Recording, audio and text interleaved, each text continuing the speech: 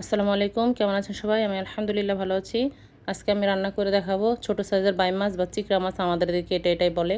তো কার এলাকায় কী নাম বলে একটু জানাবেন। তো ছোট সাইজের বাইমটা আর কি।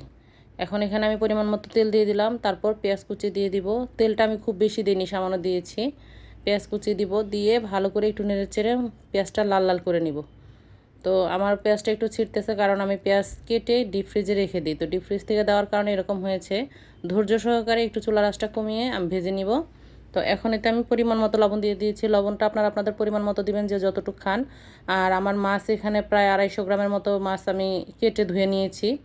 তো এই ক্ষেত্রে আমি এখানে 1/4 চা চামচ রসুন বাটা, 1/4 চা চামচ আদা বাটা দিয়ে আবার মশলাটা একটু ভেজে নিয়েছি। যে দেখেন একটু লাল লাল হয়েছে। এখন এই পর্যায়ে এসে আমি একটু হলুদ দিব, দিয়ে আবার একটু নেড়ে চেড়ে নিব। তাহলে হলুদের কাঁচা কাঁচা বা হলুদ হলুদ গন্ধটা থাকবে না। তো নাড়াচাড়া দিয়ে তারপরে আমি এতে একটু ধনিয়া গুঁড়ো দিব। ধনিয়া গুঁড়ো দিব আমি 1/2 চা চামচ। তো এখানে আপনারা 1/2 চা চামচও দিতে পারেন, আর যারা মশলা একটু বেশি খান তারা একটু বাড়িয়ে দিতে পারেন। তো বাইম মাছটার মধ্যে আমার কাছে মনে হয় একটু এরকম হলেই ভালো হয়। এই পর্যায়ে এসে আমি 1 চিমটি পরিমাণ জিরা বাটা দিয়েছি। দিয়ে তারপরে মরিচ গুঁড়ো দিয়েছি আমি 1/2 চা চামচ। মরিচ গুঁড়োটাও আমি সামান্য মাঝারি সাইজের দিয়েছি, কারণ আমি খুব ঝালও না আবার একদম কম ঝালও খাই না, মোটামুটি খাই, সে পর্যায়ে দিয়েছি। তো মশলাটা কষানোর জন্য এখানে আমি আধা কাপের থেকেও একটু কম পানি দিয়েছি। মশলাটা ভালো করে কষিয়ে নিব। তো ঝালটা আর লবণটা আপনারা আপনাদের পরিমাণ মতো দিয়ে নেবেন। আর মশলাটাও যদি কেউ বেশি খেতে চান সেক্ষেত্রে বাড়িয়ে দিতে পারেন, কিন্তু আমার মনে হয় এই পর্যায়ে দিলেই ভালো হবে।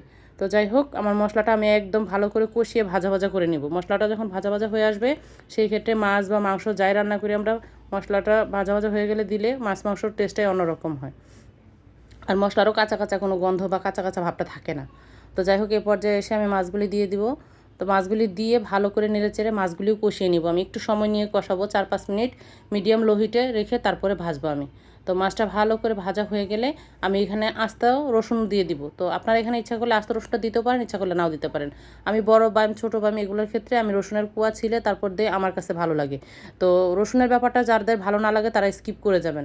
আমার ভালো লাগে তাই আমি দিয়েছি। তো এখন আরেকটু ভালো করে নেড়ে চেড়ে নিব, রসুন সহ ভালো করে নেড়ে চেড়ে একদম মশলাটা যেরকম ভাজা ভাজা করেছি মাছটাও আমি সেরকম ভাজা ভাজাই করব, কারণ এই মাছটা আমার কাছে এভাবে খেতে ভালো লাগে। আসলে রান্নার পরিমাণ উপাদান আমরা সবাই একই রকম দেই, কিন্তু এক একজনের হাতের টেস্ট এক এক রকম হয়। এটা আল্লাহর অসীম দয়া যে আমরা একই মশলা দিয়ে রান্না করি, তারপরেও খাবারের টেস্টগুলো অন্যরকম আসে, যার যার ফ্লেভার তার তার কাছে আসে। তো এই পর্যায়ে এসে আমি বেশি আধা কাপ পরিমাণ পানি দিয়ে দিয়েছি। দিয়ে ভালো করে নেড়ে চেড়ে ঢাকনা দিয়ে ঢেকে দিব, কারণ মাছটা আমি মিডিয়াম হিটে রান্না করব আর পানি একদম শুকিয়ে ফেলবো, যার কারণে আমি পানিটা কম দিয়েছি। তো এই তো এখন ঢাকনা দিয়ে ঢেকে দিব। ঢেকে আমি প্রায় 5 মিনিট মিডিয়াম হিটে রান্না করে আসবো। তো চলুন 5 মিনিট আমি আমার তরকারিটা মিডিয়াম হিটে রান্না করে আসি। এই তো 5 মিনিট রান্না হয়ে গিয়েছে আমার তরকারিটা। তো আমার বাসা বাচ্চারা এই মাছটা খুব পছন্দ করে, যার কারণে এই মাছটা আমি পেলে আনার ট্রাই করি। এই তো দেখেন। আর আমার বাড়ি যেহেতু ভাটিয়া এলাকার মেয়ে হিসেবে এই মাছগুলো এমনিতেই আমার পছন্দ। যাই হোক, এই তো দেখেন প্রায় 5 মিনিট মিডিয়াম হিটে রান্না করার পরে এরকম হয়েছে। তো আমি আরও 5 মিনিট লো হিটে রেখে দিব। তো 5 মিনিট লো হিটে রাখার পরে এই যে দেখেন আমার তরকারির অবস্থাটা। মাশাআল্লাহ, আমার তরকারি খাওয়ার জন্য একদম রেডি। আর তরকারিটা অনেক মজা হয়েছিল খেতে। আপনারা অবশ্যই বাসায় ট্রাই করে দেখবেন। আর আমার রেসিপি যদি ভালো লাগে অবশ্যই ফলো করবেন, লাইক করবেন আর আমার পাশে থাকবেন। আল্লাহ হাফেজ, আসসালামু আলাইকুম।